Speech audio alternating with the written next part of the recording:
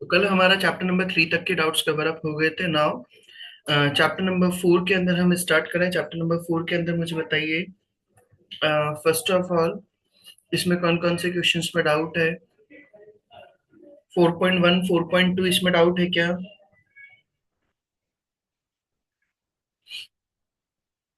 4 no sir. Point 4.3 4.4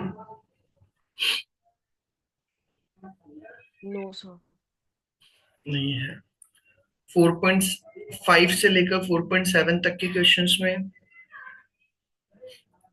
no sir. और भी बेटा बाकी बच्चों किसी को भी डाउट हो तो you can ask till 4.7। If you have any doubt then tell me. 4.8 से लेकर 4.11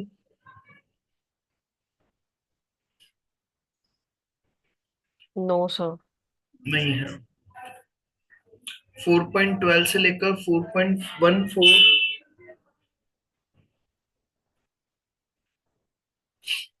नो 4 सर। नहीं है डाउट। 4.12 से लेकर 4.14 तक में किसी भी तरह के क्वेश्चन में नो कोई doubt सर। नहीं है। 4.15 से लेकर 4.17 नो सर। 4.18 से लेकर 4.20 नो सर। सर। 4.21 से लेकर 24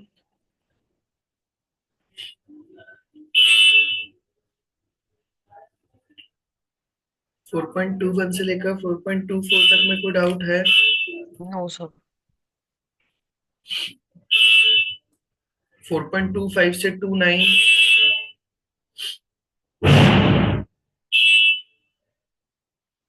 4.25 से लेकर 29 नो सर। 4.30 से लेकर 32 नो सर। नहीं है डाउट किसी को भी? इसमें सारे क्वेश्चन समझ में आ गए हैं? Yes sir. Yes sir. चलिए तो फिर इसी के बाद में फिर हम आगे आते हैं।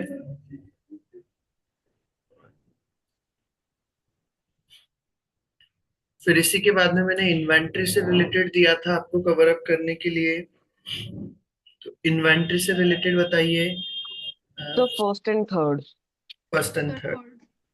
हाँ, चलिए हम सबसे पहले 6.1 देखते हैं। इसके अंदर क्या बोला है हमें। The inventory value for the financial statements of global company for year ended 30 जून। पहली चीज हमें बोला हमारा ईयर एंड होता है कब?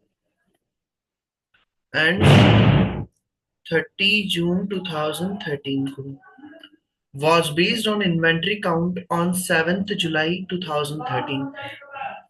जबकि आपने इन्वेंट्री काउंट कब किया है बेटा? 7 जुलाई 2013 को। मेरा ईयर एंड हो चुका है 30 जून को, जबकि मैंने इन्वेंट्री काउंट कब किया है? 7 जुलाई को। ईयर एंड होने के 7 डेज बाद में काउंटिंग किया है क्या बेटा? Yes sir. अब हमें आगे क्या बोला, बिटवीन 30 जून एंड 7 जुलाई 2013, आपकी 30 जून से लेकर 7 जुलाई के बीच में ये ट्रांजेक्शन हुए हैं। क्या क्या ट्रांजेक्शन हुए हैं? परचेज कराया आपने $11,750 का। सेल करा आपने goods, markup on cost at 15%, जिस पर आपने क्या करा था? मार्कअप किया था। अच्छा, मार्कअप और मार्जिन वगैरह का इसका मतलब जानते हैं या नहीं आप लोग? Yes sir, profit which we earn. Profit which we earn. भाई हम मार्कअप हमेशा क्या होता है इसका मैं बता देता हूँ अगर किसी को नहीं पता है तो। Markup done on cost price. भाई सपोज अगर मान लो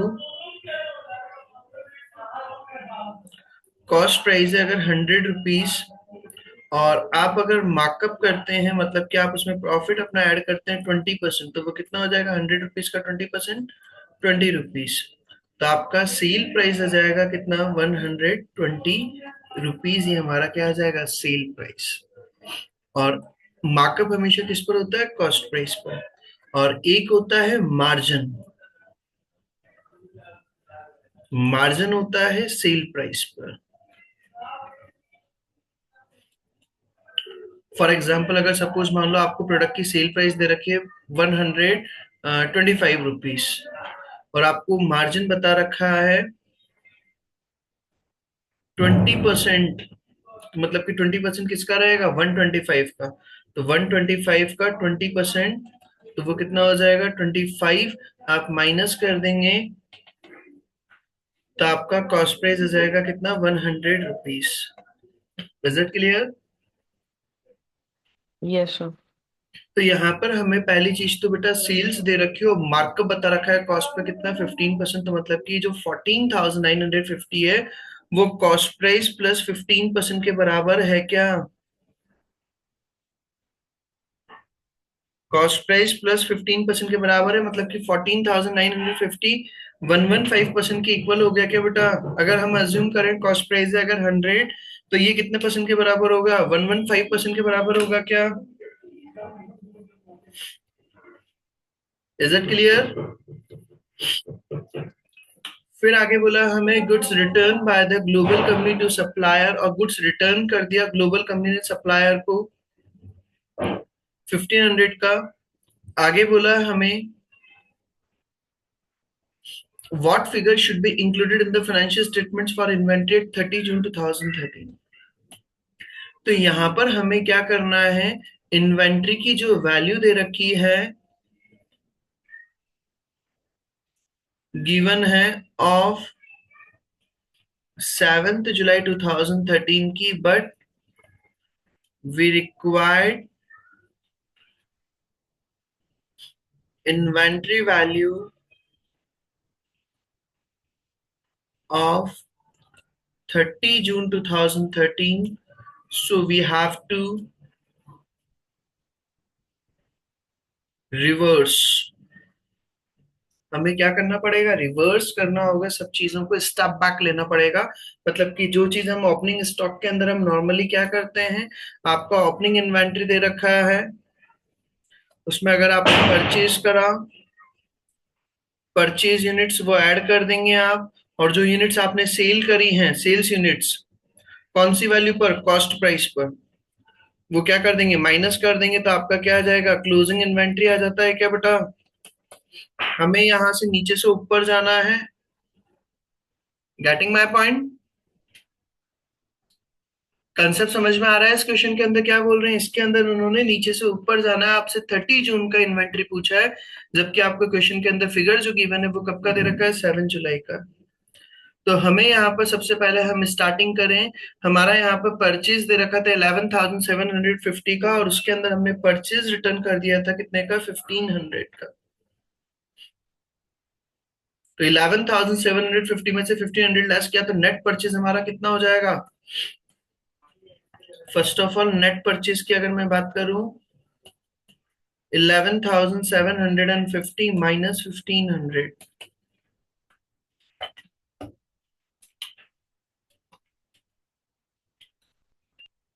10,250, ये नेट परचेज आ गया। अब हमें वही क्या करना है, यहाँ पर क्लोजिंग इन्वेंट्री हमें दे रखा था कितना, 9,50,000। तो क्लोजिंग इन्वेंट्री दे रखा है हमें 9,50,000, और उसमें हमें क्या करना है, फिर यहाँ पर सेल्स यूनिट्स की कॉस्ट प्राइस, और सेल्स यूनिट की कॉस्ट प्राइस हमें निकालना है, तो हमें दे रखा है 14,950। तो 14,950 इंटू 100 अपॉन 115, 14,950 अपॉन 115, तो ये आ जाएगा आपका 13,000। ये सोल्ड सेल्स यूनिट्स की कॉस्ट प्राइस, और ये हमारा क्लोजिंग स्टॉक दे रखा था। उसके अलावा आपने नेट परचेज किया था,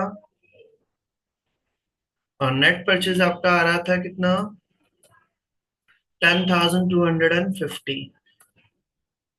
तो 10,250, हमें नीचे से ऊपर जाना है, तो सब चीजें क्या करेंगे, हम रिवर्स करेंगे।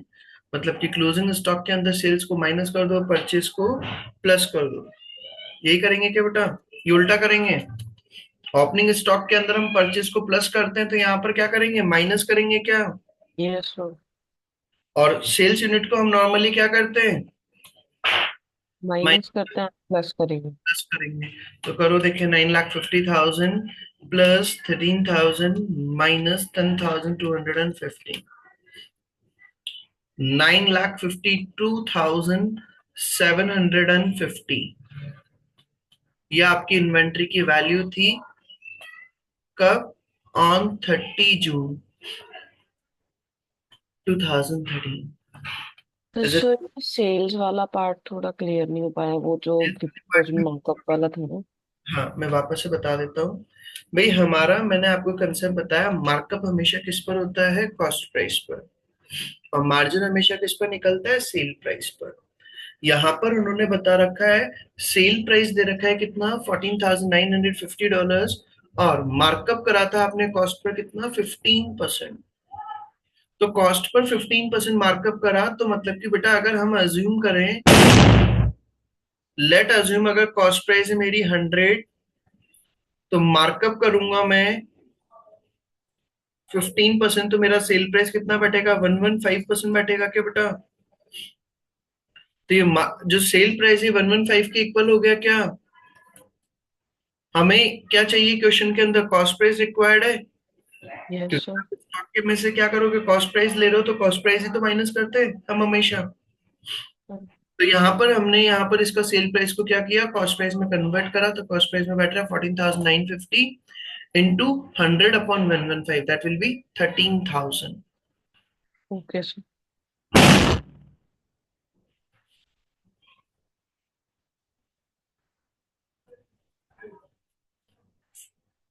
फर्स्ट पॉइंट हो गया हमारा, समझ में आ गया भाई सभी को वाला?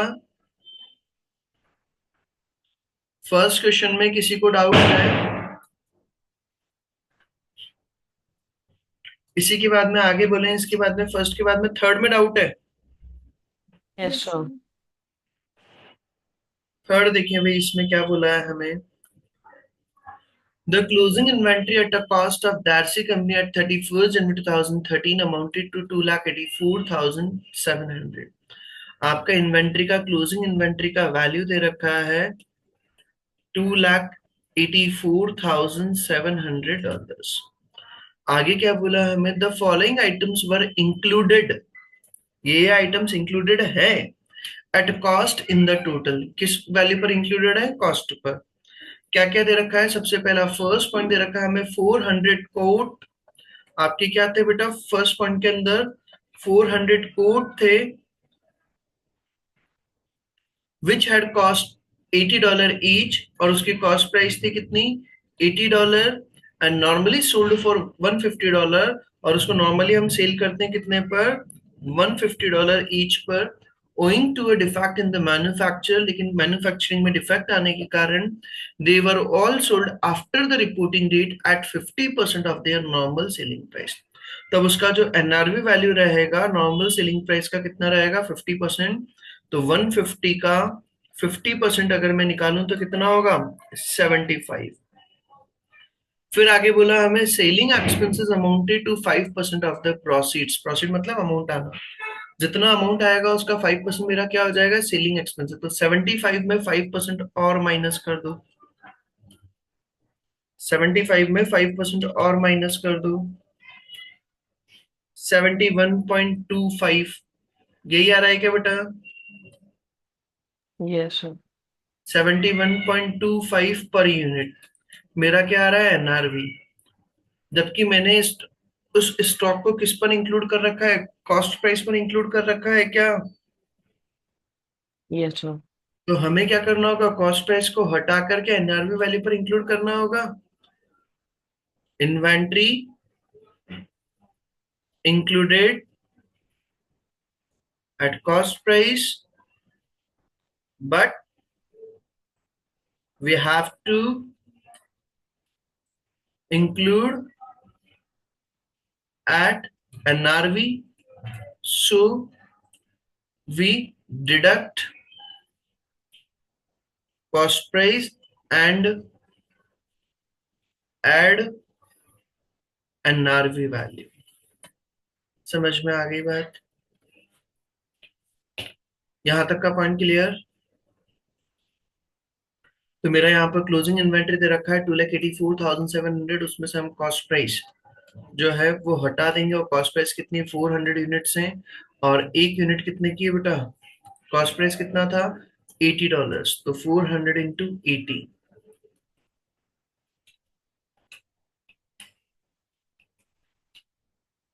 32,000, और उसकी एनआरवी वैल्यू को हम ऐड कर देंगे। एनआरवी वैल्यू बेटर था 400 × 71.25,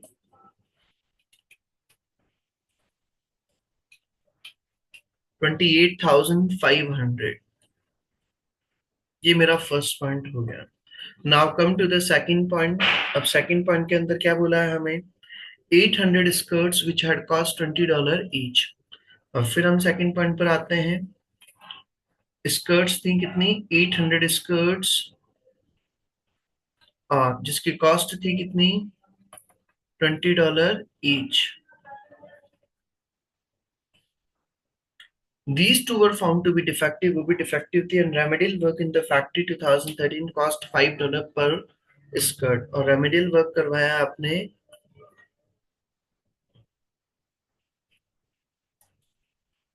जो हमारा कितना बैठा है, $5 ईच।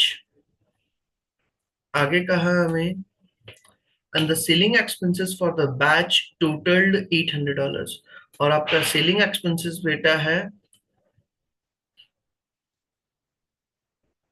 $800 फॉर बैच, मतलब टोटल यूनिट्स के लिए। तो उससे पर यूनिट का निकल जाएगा। $800 का खर्चा हुआ है कितनी यूनिट्स पर? 800 यूनिट्स पर। तो 1 यूनिट का कितना हो जाएगा? $1 पर यूनिट। आगे बोला हमें दे वर सोल्ड फॉर $28 ईच, और उनको आपने सेल करा कितने पर? $28 ईच पर। तो अगर हम यहाँ पर बात करें तो कॉस्ट प्राइस तो हमारा दे रखा था $20 ईच, और अगर मैं एनआरवी वैल्यू निकालूं तो सेलिंग प्राइस दे रखा है $28, उसमें रेमेडियल वर्क माइनस कर देंगे जो दे रखा है $5, और सेलिंग एक्सपेंसेस दे रखे हैं जो दे रखे हैं 800 डिवाइडेड बाय 800, तो वो हो जाएगा $1। तो ये कितना हो गया? 28 - 6, $22। तो आपका एनआरवी वैल्यू बैठ रहा है $22। तो हमारा तो वैसे भी कॉस्ट प्राइस कम है, और हमने कॉस्ट प्राइस पर ही इंक्लूड कर रखा है क्या बेटा? Inventory shall be valued at cost price, and it is already included at cost price, so there will be no adjustment, कोई एडजस्टमेंट नहीं होगा। तो डायरेक्टली बस आपको यहाँ तक का सेकंड पॉइंट का कोई एडजस्टमेंट नहीं आएगा, इसी का प्लस माइनस करके फिगर निकाल दो। 2,84,700 -32,000 plus 28,500, 2,81,200, 2,81,200 will be the answer of this question। समझ में आ गया बेटा ये? Yes sir. चलिए फिर इसी के बाद में आगे बोले मुझे क्वेश्चन नंबर 4 से लेकर 6 तक में। तो क्वेश्चन नंबर 6। क्वेश्चन नंबर 6 देखें भाई, इसमें क्या कहा है। Wilson company has an accounting date of 31 October. Wilson company का अकाउंटिंग डेट वही 31 अक्टूबर है, and carried out a physical check of, वही अभी जो मैंने क्वेश्चन कराया था ना फर्स्ट वाला, भाई आपने ईयर एंड हो गया, जैसे यहाँ पर भी वही ईयर एंड तो हमारा कब हो गया? 31 अक्टूबर को, जबकि हमने चेक कब करा? 4 नवंबर को। तो वही रिवर्स बैक करना है, सेम पॉइंट जो भी अपन ने करा था। सर इसका फोर्थ पॉइंट भी समझ नहीं आया। गुड बाकी पॉइंट। ये तीन तो हो गए। The company returned goods that had cost $1,800 in October to the supplier, मतलब बेटा purchase return. In short, company ने गुड्स रिटर्न कर दिया किसको? सप्लायर को। तो सप्लायर को आप रिटर्न करेंगे तो कौन सा रिटर्न करते हैं? जो गुड्स आपने परचेज किया तो वही तो रिटर्न करोगे। तो वही जो आप परचेज निकालोगे तो उसमें से माइनस करके नेट परचेज का आप इम्पैक्ट दिखा दीजिए। ओके। आगे बात यहाँ तक, उसमें लिखा हुआ है received a credit note for them. हमने क्रेडिट नोट रिसीव करा, तो बेटा सेलर जो है वो क्रेडिट नोट ही तो बनाता है। पढ़ा है अपन ने ये चीज। Yes sir. और बायर क्या बनाता है? Debit note. सर। तो सही लिखा हुआ है उन्होंने। Yes sir. हो जाएगा ये क्वेश्चन अब 6.6, ये बताऊं? हो जाएगा सर।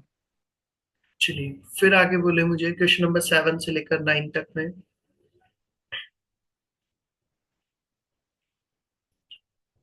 Question number 7 to 9। ये सेवेंथ वाला। कौन से में? सेवेंथ। 7th में। क्वेश्चन नंबर 7 देखें भाई, इसमें क्या बोला है?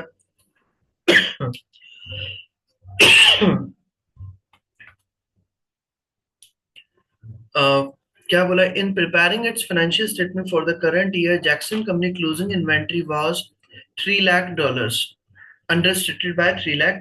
जो क्लोजिंग इन्वेंट्री था हमारा, आपने क्या कर दिया था? अंडर स्टेट कर दिया था $3 लाख से। What will be the effect of this error if it remains uncorrected?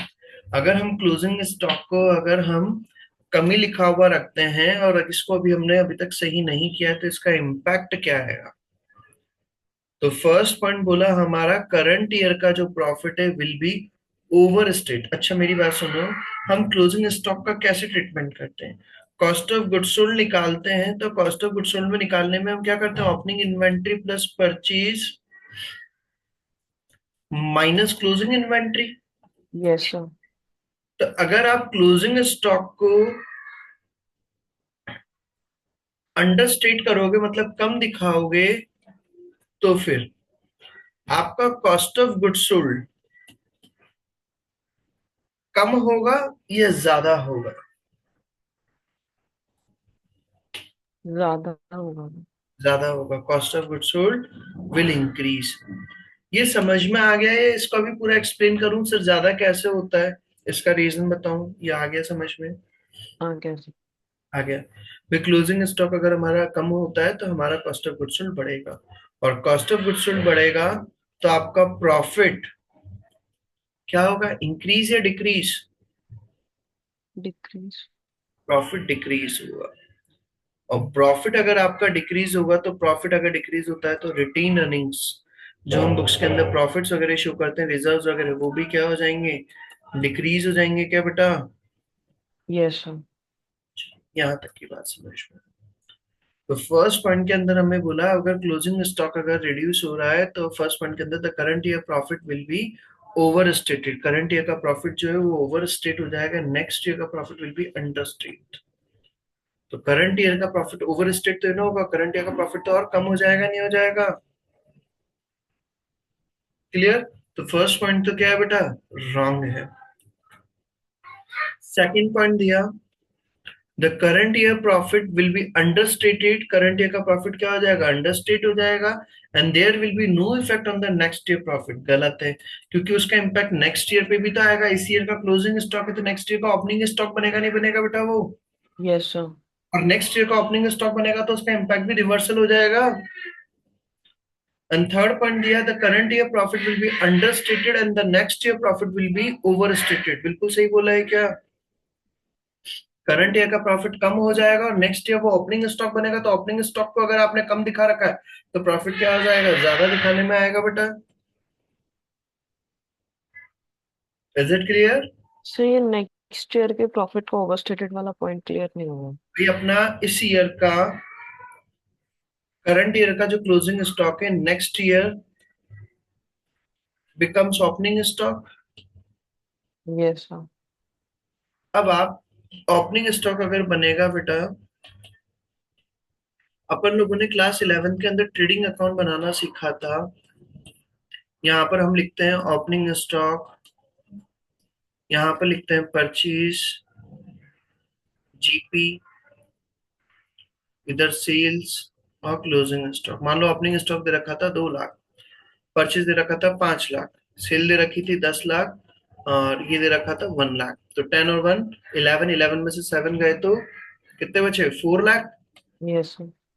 अगर मैं अब इसमें बेटा ये ओपनिंग स्टॉक जो 2 लाख है, अगर इसकी जगह और सारी फिगर सेम रखूं, 2 लाख की जगह अगर मैं कर दूं 1,50,000, तो ग्रॉस प्रॉफिट पर क्या इम्पैक्ट आएगा अगर और बाकी इधर की फिगर सेम रहती है? 11 लाख और इधर का हो गया 150, तो 5 लाख और 150 कितना हो गया? 650। 11 लाख में से 650 लेस करूंगा तो आपका जो ग्रॉस प्रॉफिट है वो बढ़ेगा या कम होगा? बढ़ेगा। Yes sir. 4,50,000 हो जाएगा क्या? यस सर, हो गया सर। वही चीज बोल रहा हूँ मैं। भाई आपने अगर क्लोजिंग स्टॉक को कम करोगे तो प्रॉफिट कम हो जाएगा, और नेक्स्ट ईयर का ओपनिंग स्टॉक बनेगा, और नेक्स्ट ईयर का ओपनिंग स्टॉक बनेगा तो आपका प्रॉफिट क्या हो जाएगा? बढ़ जाएगा। बढ़ जाएगा। समझ में आ गई बात? Yes sir. चलिए, ये भी पॉइंट हो गया। 7 पॉइंट के बाद में फिर आगे बोलिए। 8 पॉइंट आएगा ही नहीं, क्योंकि उसमें बोला there will be no effect on the next year, तो ये तो हो ही नहीं सकता। क्लोजिंग स्टॉक के केस में डबल इम्पैक्ट आता है। क्वेश्चन नंबर 8 और 9 में कोई डाउट है? No sir. नहीं है। 10, 11, 12।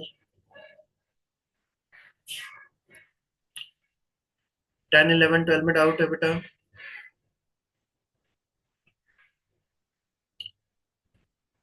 13 to 16। Question number 13 to 16। No sir. नहीं है। Question number 17 to 19।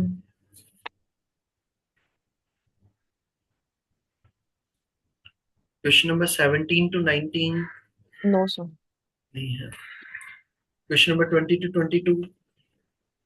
सर 20 वाला है। 20 वाला। इसमें से आंसर सॉल्व करने पे 1900 आ रहा है मेरा, मतलब ओपी, और उसमें दूसरा अच्छा, और आपके में कितना आ रहा है? 1900 है। चेक करते हैं। A firm has the capital. Firm has the following transaction with its product Q. 1 दिसंबर को आपने ओपनिंग इन्वेंट्री रखा था नील, आपने बाय करी 2 दिसंबर को 10 यूनिट्स $300 पर यूनिट, तो ये कितने की हो गई? 3,000। फिर आपने 9 दिसंबर को फिर वापस से परचेस करी 12 यूनिट्स $250 ईच। 12 into 250, 3,000 की फिर वापस से परचेस कर लिया। फिर आपने सेल कराए 8 यूनिट्स 400 ईच, तो 8 into 400, 3,200 पर आपने सेल कराया है। फिर आपने 6 यूनिट्स भी परचेस कर ली 200, तो 1,200, और फिर 12 यूनिट्स आपने परचेस कर ली 400, तो 4,800। आपसे बोला है firm use periodic weighted average. Periodic weighted average मतलब सिंपल एवरेज हो जाएगा क्या बेटा? Yes sir. What is the inventory value at the end of year? तो वही हम क्या करेंगे, जितना भी परचेस करा है मैंने सिंपल से बता चुका हूँ, सारी परचेस का टोटल करके डिवाइडेड बाय क्या करेंगे हम? Number of units. यही करते हैं। तो 10 into 300 प्लस फिर 12 into 250, फिर ये परचेज हो गया, ये परचेज हो गया, फिर एक और परचेज करा था 6 into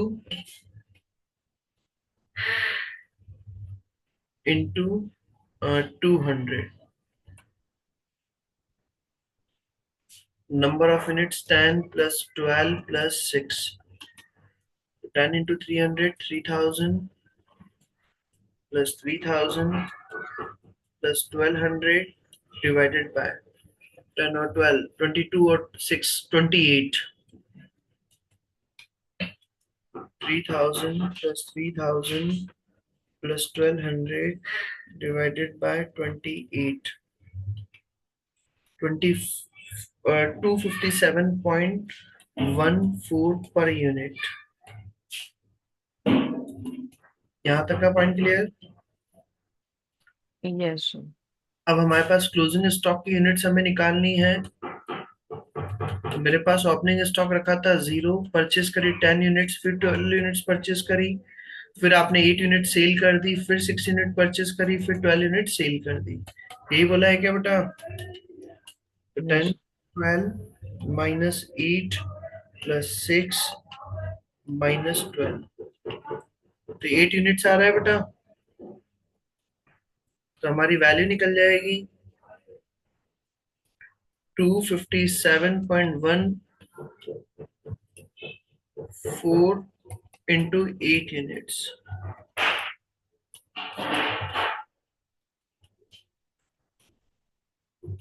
2057.12, 2057.12 कहाँ गड़बड़ करी बेटा इसमें आपने? इसमें इसमें टेबल बना के जब सॉल्व करा था ना, तो उसमें आंसर नहीं आ रहा। मैं आपको स्क्रीन शेयर करके दिखा देती हूँ, एक नहीं, सेकंड में। आपको बोला तो था इसमें सिंपल एवरेज के अंदर टेबल बनाने की रिक्वायरमेंट ही नहीं होती, डायरेक्टली फॉर्मूला अप्लाई करते। जितना भी मटेरियल इश्यू होता है सब एक साथ एक ही रेट पर इश्यू होता है। पीरियोडिक एवरेज का मतलब ही होता है एक टाइम पीरियड का एवरेज। Okay sir. तो सर नेक्स्ट टाइम से ऐसे ही इसको सॉल्व कर। जब भी आपका अगर पीरियोडिक एवरेज आता है तो टेबल बनाने की रिक्वायरमेंट ही नहीं, आप टाइम वेस्टेज करेंगे अदरवाइज। ओके सर, गॉट चलिए, क्वेश्चन नंबर 21 22 में डाउट है? It. No sir. 23 no sir. नहीं है। तो ये आपका बेसिकली एक और चैप्टर हो गया, कौन सा? इन्वेंट्री वाला। यहाँ तक के डाउट्स का कंप्लीट हो गया। इसके बाद में और भी कुछ बोला था क्या मैंने डाउट्स का कवर कराने के लिए? तो आपने बोला था कि अगर वो एक्रूवल्स और प्रीपेमेंट के अगर आप लोग क्वेश्चन सॉल्व कर लो तो उसके डाउट्स भी पूछ। हो गए वो कंप्लीट? Yes sir. बता दो अभी, बोले बेटा बाकी बच्चे भी हो गए हैं क्या कंप्लीट अक्रूवल एंड प्रीपेमेंट्स के? Yes sir. एक सेकंड। सो आज स्टूडेंट्स भी कम है, तो इफ यू वांट कि फिर अपन बाद में भी कर सकते हैं, बिकॉज फिर बाद में बच्चे आपसे बोलेंगे कि सर हम नहीं ले पाए ऐसे तो। नेक्स्ट क्लास, क्योंकि अब मैं नेक्स्ट क्लास डायरेक्टली मैं मंडे को लूंगा। दिवाली का अब कल से वो लगाऊंगा मैं ब्रेक, क्योंकि कल मेन फेस्टिवल का है। यस तो सर। अब हम सीधी नेक्स्ट क्लास मंडे को रखेंगे। मंडे को कोई इवनिंग टाइम पर रहेगी, रेगुलर टाइम पर आपकी क्लास, जो आपका डेली का टाइमिंग है।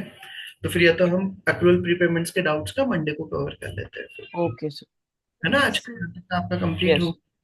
आप जो जो चैप्टर्स हो गए इनको एक बार अच्छे से रिवाइज कर लीजिएगा, और उसको फिर बाकी का हम मंडे को स्टार्ट करते हैं। मंडे को मैं अक्रूवल प्रीपेमेंट्स के डाउट्स वगैरह कवर करा के फिर नया चैप्टर स्टार्ट कर दूंगा। Okay sir. Okay sir. Wish you happy Diwali. सब लोग अच्छे से दिवाली सेलिब्रेट करें, खूब सारा एंजॉय करें, पटाखे फोड़ें, मीठा मीठा खाएं, हेल्थ का भी ध्यान रखें। है ना बेटा? Yes sir. Wish you all happy Diwali. Thank you everyone. Thank you sir. Thank you.